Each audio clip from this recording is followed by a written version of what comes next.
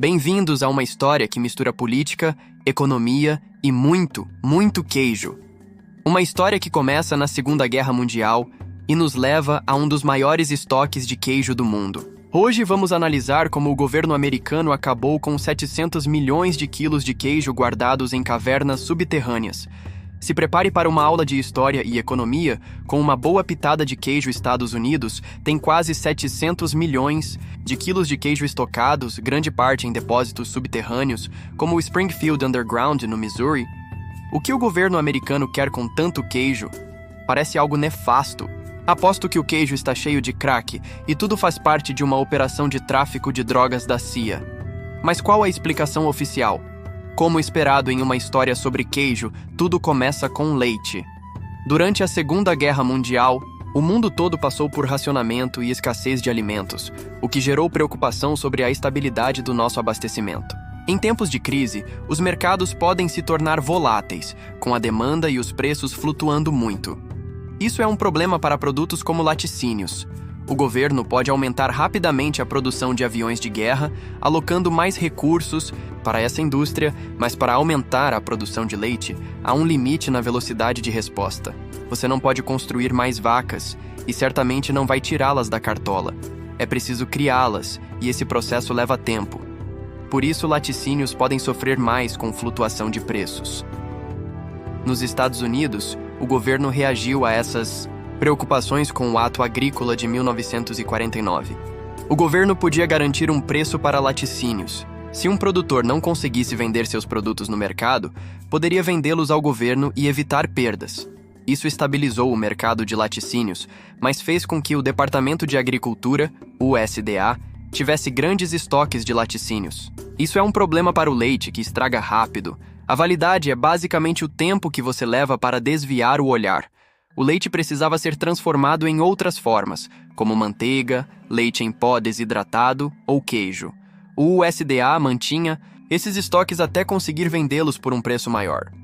Com o tempo, os estoques cresceram. Isso virou um problema nos anos 1970, quando os Estados Unidos enfrentavam inflação crescente. Para sustentar o preço do leite, o presidente Jimmy Carter prometeu ajudar os produtores de laticínios. Isso fez o USDA comprar quantidades absurdas de laticínios, criando o maior excedente de laticínios da história dos Estados Unidos. 250 milhões de quilos de queijo em depósito. Custava cerca de $1 milhão por dia. A situação era tão ruim que um oficial do USDA disse que o mais prático seria jogar tudo no oceano. Por mais horrível que isso soe, não aconteceu.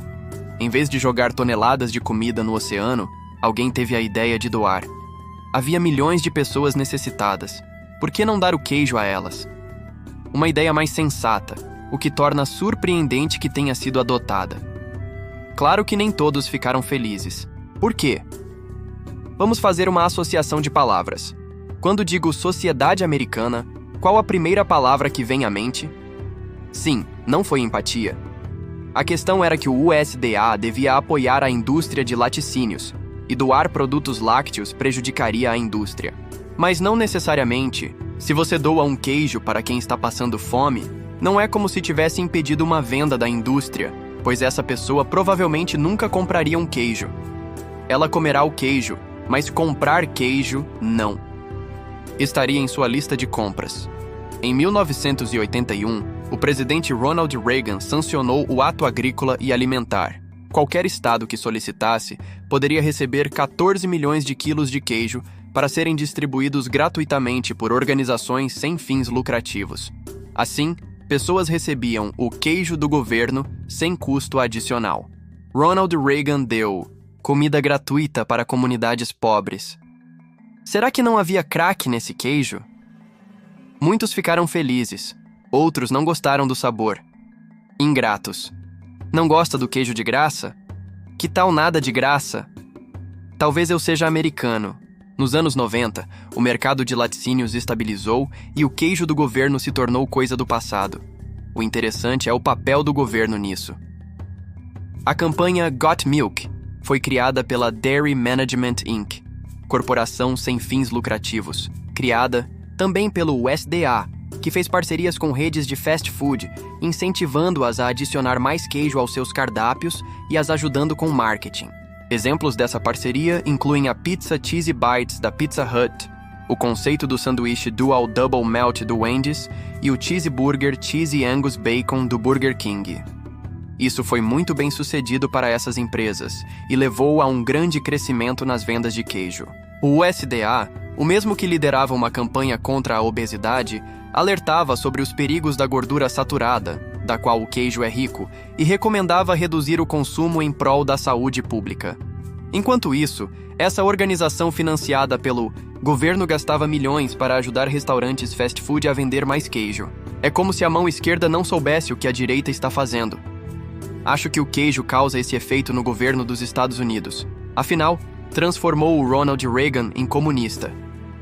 O poder do queijo é realmente forte. Hoje, o USDA armazena cerca de 700 milhões de quilos de queijo, mas apenas 140 milhões são do governo, o resto pertence a empresas privadas. O queijo do governo ainda é usado para ajuda alimentar nos dias atuais. É por isso que o governo dos Estados Unidos acabou com todos esses queijos em cavernas subterrâneas. Parte vai para boas causas, mas imagino que muito acabe estragando. Mas é assim que programas de governo funcionam. São perdulários. Se você perdesse sua casa por causa de um terremoto, o governo poderia te dar um pouco de queijo. Acho que, no geral, os estoques subterrâneos de queijo são para o bem maior. Afinal, não é a pior coisa que eles estocam. E aí, o que acharam dessa história queijuda? Uma mistura de política, economia e um estoque subterrâneo de queijo que é de dar água na boca, ou não. O que te surpreendeu mais nessa história? Compartilhe nos comentários. E não se esqueça de deixar o seu like, se inscrever no canal e ativar o sininho para não perder os próximos vídeos. Até a próxima, e que o queijo esteja com vocês.